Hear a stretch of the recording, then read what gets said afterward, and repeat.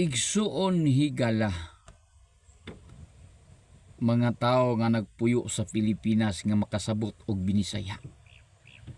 Ayaw ninyo ni kalimti kung muagi ni sa inyong atubangan. Hangyo lang. Taga iku gamayng panahon. Labi na sa Dios. Nag-ingon ang Matthew 6:33.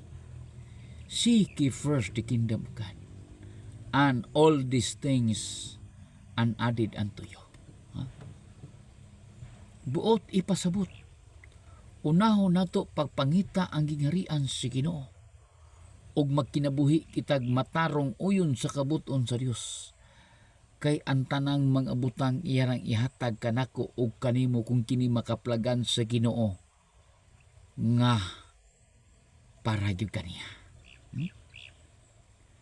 Aduna ko'y nadulungog nga mga pulong gikan sa usa ka magwali diha sa public social media, pinagi sa YouTube,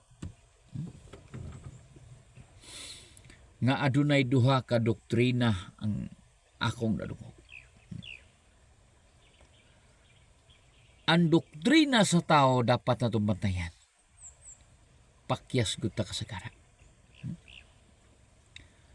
Kanang pulong one sheep always sheep, bantayan na nato na. Tinuod na. One sheep always sheep, bantayan na nato na. Gigamit ka na sa kaaway sa Dios nga pulong.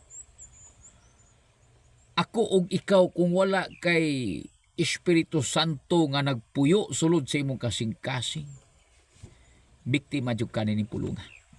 One sheep always sheep, gigamit sa kaaway. Gigamit nila ni, yun sa nila paggamit, di na kailangan magpabautismo sa pangalan ni Kristo.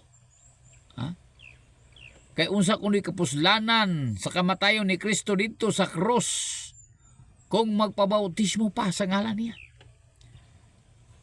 Sayop nga explanation, sayop nga pagpasabot, sayop nga pagdiscover. Si Kristo nagpakamatay tungod og alang kanato, pero ang giwali sa apostoles, ang 11 ka mga apostoles saksi sa mga panghitabo sa panahon nga ginaluto si Jesus Christ. Uban ang mga apostol, giluto sila. So ang 11 ka apostoles maoy nagtuman sa sugo sa Dios nga panlakaw kamustibo kalibutan, isang nyaw ninyo may balita sa tanang mga tao nga ang mutuo ug magpabautismo maluwas.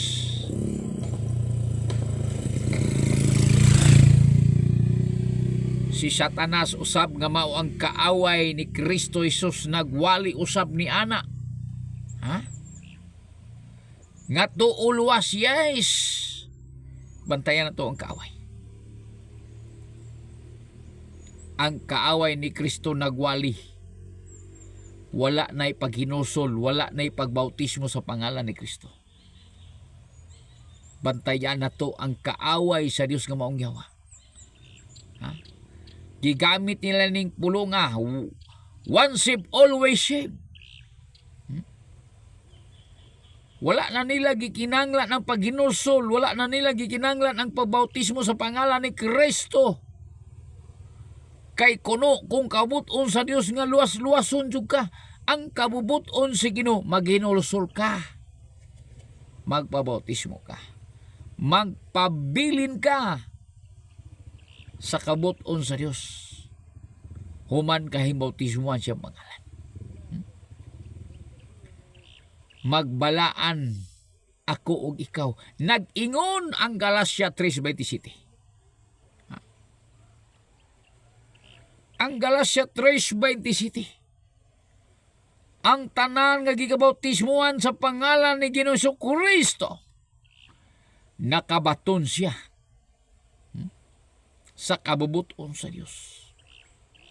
Gawas nga nakabaton siya sa laing sultian, nakaambit siya.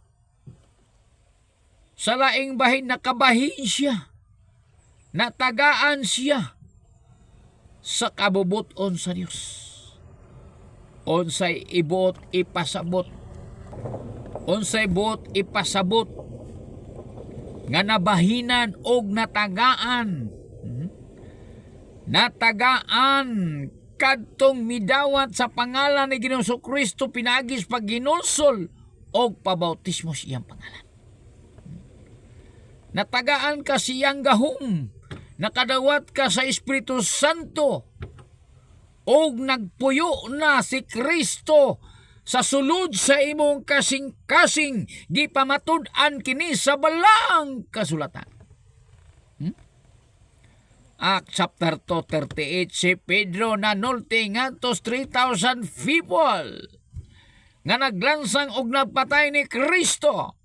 Nga kadtong Isus ganyong gilansang didto sa krus, gimo katos Ginoo nga Dios og manluluwas, mao kadto ang inyong ginasimba.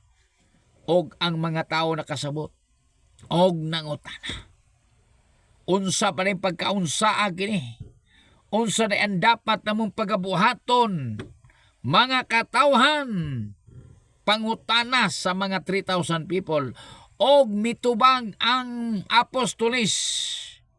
Sa 11 ka mga apostolis, si Pedro mitindog at tubangan kanila sa makosog nga stingog nga nagaingon, gikinahanglan ang matag usa kaninyo maghinulsol og magpabautismo sa pangalan ni Ginoong Kristo tungod og alang sa kapasayloan sa inyong mga sala.